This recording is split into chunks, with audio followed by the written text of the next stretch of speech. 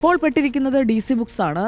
കാരണം കഴിച്ചിട്ട് ഇറക്കാനും വയ്യ, മധുരിച്ചിട്ട് തുപ്പാനും വയ്യ എന്ന മട്ടിലാണ് ഇപ്പോൾ രവി DC ഷാർജയിലിരിക്കുന്നത്. നാട്ടിലേക്ക് വരുമ്പോഴാണോ അതോ ഇനി ഷാർജയിലാണോ രവി DCയുടെ പ്രതികരണം എന്നുള്ളതാണ് നമ്മൾ കാത്തിരിക്കുന്നത്. ഇതുവരെ അദ്ദേഹം ഒന്നും പറഞ്ഞിട്ടില്ല. രവി DCയെ താൻ വിളിച്ചു എന്നാണ് EP ജയരാജൻ പറയുന്നത്.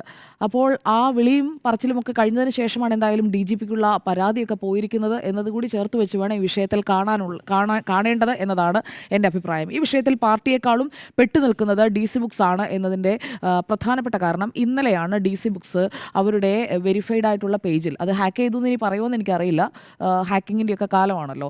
അപ്പോൾ DC ബുക്സിൻ്റെ അവരുടെ ഒഫീഷ്യലായിട്ടുള്ള ഫേസ്ബുക്ക് പ്രൊഫൈലിലും ഒപ്പം തന്നെ അവരുടെ ഇൻസ്റ്റഗ്രാം അക്കൗണ്ടിലും, അതായത് അവരുടെ സാമൂഹ്യ മാധ്യമ അക്കൗണ്ടുകളിൽ നിന്ന് ഇതിൻ്റെ ഒരു പരസ്യം വരുന്നുണ്ട്. ആ പരസ്യം ഇങ്ങനെയാണ്: പല അപ്രിയ സത്യങ്ങളുടെയും തുറന്നു പറച്ചിലുകളുമായി EP ജയരാജൻ്റെ കട്ടൻ ചായയും പരിപ്പുവടയും.